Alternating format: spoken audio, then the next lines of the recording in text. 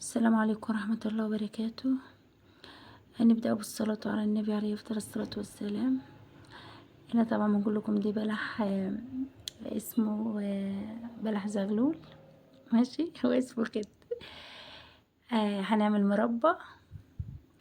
طبعا جيت نقشر البلح بالقشارة كده بنجرب نقشره يعني، بس عايز طولة بال. طبعا معرفتش نقشره بقشرة، فقلت نعمله بالسكينة، فلقيت الموضوع هياخد وقت كتير، وانا اساسا متعوده اننا نعمل مربى البلح بقشرها، بتكون جميله صراحه. بنقطعها نفس التقطيعه الحلوه ديت. ماشي. في ناس بتحب تبشر البلح، في ناس بتحب كل واحد حسب ما يحب التقطيع. في ناس بيحب يقسم البلح اتنين كده وخلاص. تمام. فانا زي ما انتم شايفين انا بنقطعه كده. طبعا ساره وهودي بيطلعوا لي البذره منه وانا بنقطع وراه. حبيبي يا رسول الله عليك افضل الصلاة والسلام. طبعا نغسله البلح كويس، ننقعه في مية بخلي كويس قبل ما نستخدمه خالص، عشان بيكون مش نظيف. هنا بعد ما قطعت البلح، طبعا الميت بلحة، لو عايزين يعني تاخدوا المعيار بالبلحة يعني، الميت بلحة عليهم كيلو سكر. ماشي. انا عدى البلح دي، عدى كل 100 لوحده. ماشي. فعلى العموم انا عارفه المقدار اللي انا هنعمل بيه يعني هنحط كيلو ونص سكر. ماشي. ولما نحطه على النار، لو لقيته محتاج مني سكر هنضيف كوبايه او نص كوبايه كمان. فطبعا دولت يعملوا لهم 4 كيلو بلح او 5 كيلو بلح. ماشي. عشان 100 بلحة 2 كيلو بلح. حبيبي يا رسول الله عليك افضل الصلاة والسلام. انا حطيت طبعا كيلو ونص سكر. لو اما نحطه على النار هو يحتاج مني كوباية كمان صراحة. حطيت يعتبر 2 كيلو الا ربع سكر عليهم لما يكون عايزاه مظبوط يعني. حبيبي يا رسول الله عليك افضل الصلاة والسلام. فانا طبعا حنبيت السكر كده، حنبيت البلح في السكر. هاي الصبح هيبقى يسرد المية بتاعته اللي هو الشربات بتاعه، وهنولع عليه، مش هنضيف عليه مية ولا حاجة، مية على نار هادية وهيكون زي الفل. شايفين البلح الزغلول الاصفر ده؟ كنت هعمل منه، فبعدين قلت لا خلي ناكله منه، هو مسكر شوية عن البلح ده.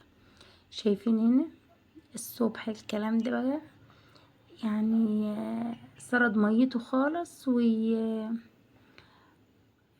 عليه شربات كتير يعني، بس شربات ساقع يعني ما نحطش على النار هو اللي سرد المية كده البلح، ميته لونها جميل.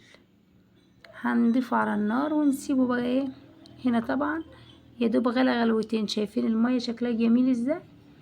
حبيبي يا رسول الله عليك افضل الصلاة والسلام. وكل ما يغلي معاك ويطيب بيغمق لونه. ماشي. زي ما انتم شايفين تقطعته حلوة مناسبة ما شاء الله. اهو زي ما انتم شايفين نقلبه كل شوية يعني، مسكركم زي ما انتم شايفين، زي ما انتم شايفين خدوا بالكم. هنا طبعا معايا 3 ليمونات ومعايا قرنفل.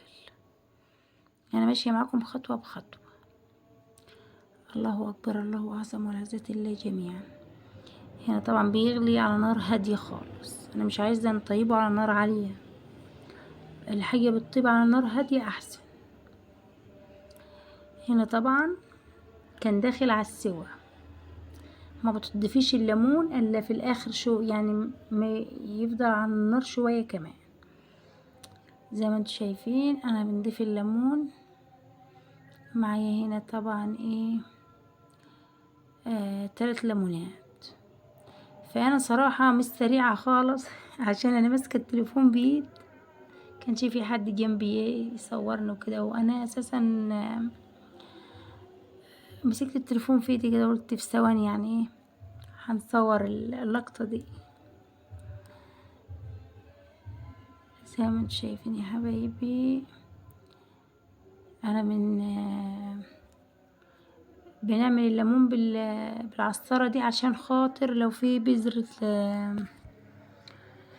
ليمونة ولا حاجة ما تنزلش على اني مطلعة البذر والله من الليمون، عشان مية الليمون تنزل نضيفة وصافية. حبيبي يا رسول الله عليك افضل الصلاة والسلام. كل ما تطيبيه كل لونه ما يغمج معاكي شوية. هنا طبعا بعد ما حطيت الليمون يعني ايه هتلاقي يعني الشربات بتاعه العسل بتاعه دي بيدجوا حبة بحبة كده. ماشي. لا اله الا الله سيدنا محمد نبينا رسول الله. بصراحة بيكون طعمها حلو لما تكون عاملاها في المعجون وسكرها مظبوط. هنا طبعا حطيت ايه قرنفل. حطيت شوية قرنفل كده، معلقة قرنفل صغيرة. عايزة تضربي القرنفل في المصحنة براحتك، عايزة تحطيه عوادين زي ما هو كده برضه براحتك. تقلبي كويس. هنا طبعا في الاخر خالص كان فاضل لها غلوة ولا حاجة يعني، فانا طبعا هنضيف على كوباية سمسم، ولو في كوباية فول سوداني ماشي محمصة. طبعا السمسم دي كان ابيض بس انا حمصته على نار هادية خالص، يعني بيدي طعم حلو ويعني بيخليه، يعني في ناس بتحبه وده اختياري مش اجباري، يعني حسب رغبتك حسب ما تحبي، حسب ولادك ما بيحبوا بياكلوا. طبعا هنقلب كده، هنسوي على النار شوية كمان عشان ايه العسل يدخل كده والبلح ايه ياخد معايا لون حلو كمان. حبيبي يا رسول الله عليك افضل الصلاة والسلام. شايفين جمال المربى؟ حلو خالص والله، وداخل مدارس وهتنفع صراحة يعني. حبيبي يا رسول الله. شايفين هنا الكاميرا ظلمها والله والتصوير ظلمها. في النهاية خالص شايفين انت تعتبر كانت دافية لسه، كل ما تسقع وتحطها في التلاجة وكل ما تلاقيها ايه رابطة وحلوة كده، طيبة وجميلة ما شاء الله ما شاء الله. انا طبعا مليت برطمانين وعلبة حلاوة. طبعا جميلة ما شاء الله. ما تنسوش اللايك بالله عليكم والاشتراك في القناة وتفعلوا زر الجرس وكده. الكاميرا ظلماها معلش عشان خاطر التليفون كان فاصل. جربيها والله مش هتندمي، جميلة جميلة ما شاء الله زي الفل. حبيبي يا رسول الله عليك افضل الصلاة والسلام. ما تنسوش يا حبايبي تصلوا على الحبيب المصطفى عليه افضل الصلاة والسلام. شايفين جمال المربى؟ تحفة والله.